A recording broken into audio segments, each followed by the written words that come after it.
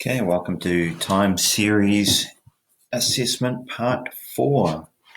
So in this part, we have to do a few paragraphs. One is about what we see in the graph.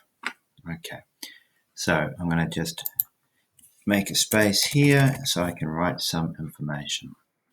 So what do I see in the graph? Well, I see a seasonal effect. What does that mean? Well, I've got peaks here across the top of the graph, and they're always in summer. I've got troughs. I've got bottom pieces of the graph, and they're always in winter. So over here we can see the seasonal effects happening from summer at a high, falls down in autumn to its lowest point in winter, and then back up in spring. Of course, this makes sense. Holiday parks are usually quite exposed, so you want to go there when it's warm, and you're staying in tents, you're staying in cabins. These are not traditionally warm places, so you do need the outside warmth to happen. So I'm going to write the paragraph to describe this. I see in the graph a strong seasonal effect. Okay. In the summer, the guest numbers are high, fall in autumn, lowest in winter, and rise again in spring. This is probably due to the warmer climate and holiday parks being places for tents and caravans, which are nicer to stay in when it is warm.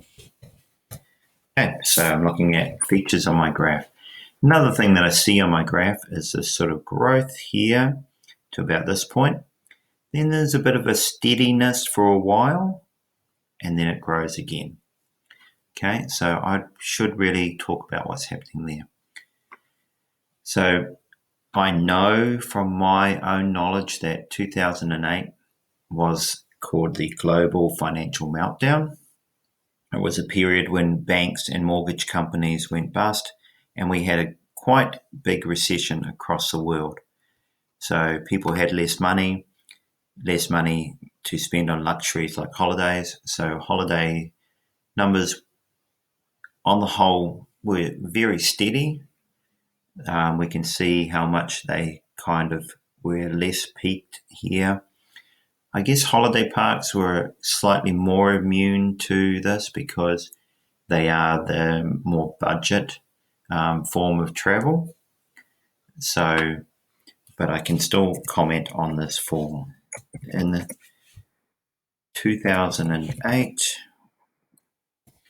we see from the trend line a time where growth stopped and a steady number of guest nights was recorded. Okay, make sure my spelling's right. Okay. This lasted for, let's see how many years it was, till about 2013, 2014, for 5 years until about 2014 when the numbers started to grow. Recovery, and we had our numbers starting to grow. All right, so I will put this in because that is what we call contextual knowledge, wider knowledge. I'm knowing about the real world there.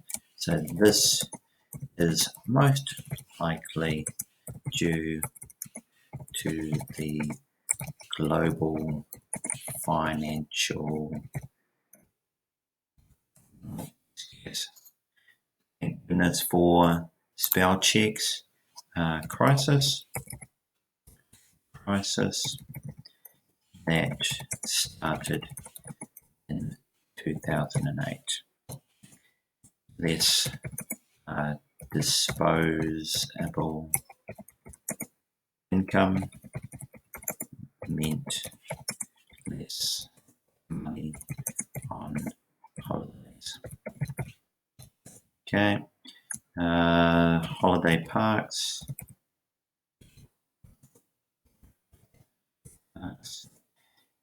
Being a budget